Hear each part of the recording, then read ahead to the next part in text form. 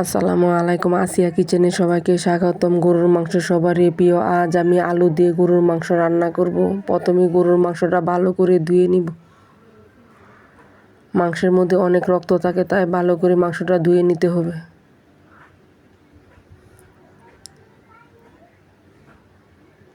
মাংস ধোয়া হয়ে গেছে। একটা ডেগের মধ্যে দিয়ে দিব এখন সয়াবিন তেল। এর মধ্যে দিয়ে দিব পেঁয়াজ কুচি,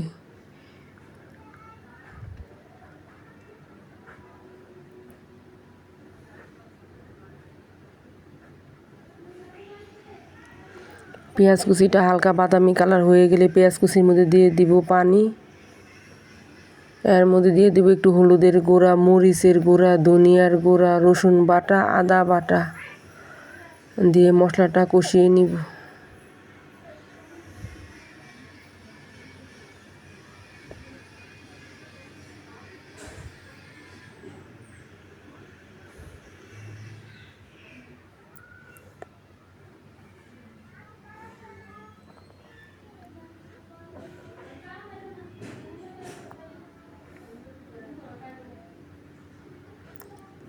মশলা কষানো হয়ে গেছে, এখন দিয়ে দিব গরুর মাংস।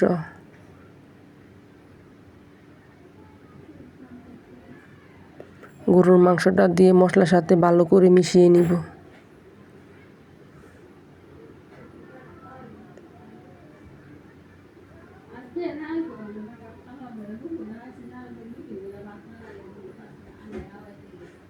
এখন দিয়ে দিব এলাচি, দারচিনি, তেজপাতা দিয়ে আবার নাড়াচাড়া করে নিব। দিয়ে দিব এখন আলু।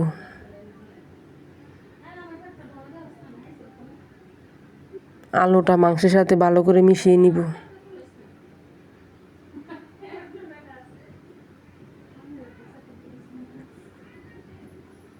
এখন দিয়ে দিব জিরা বাটা। জিরা বাটা দিয়ে মাংসটা আবার নাড়িয়ে চাড়িয়ে নিব।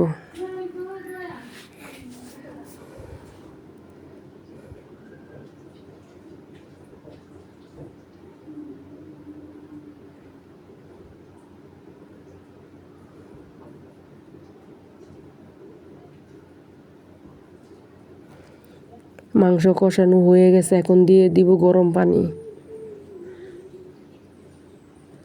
গরুর মাংস সিদ্ধ হইতে একটু বেশি সময় লাগে, তাই গরম পানি দিয়েছি।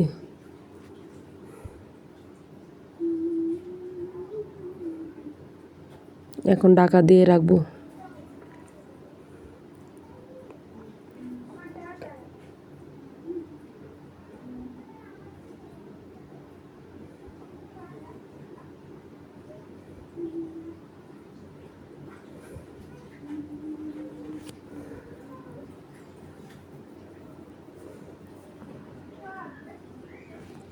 মাংস রান্না হয়ে গেছে চুলা থেকে, এখন নামিয়ে নিব।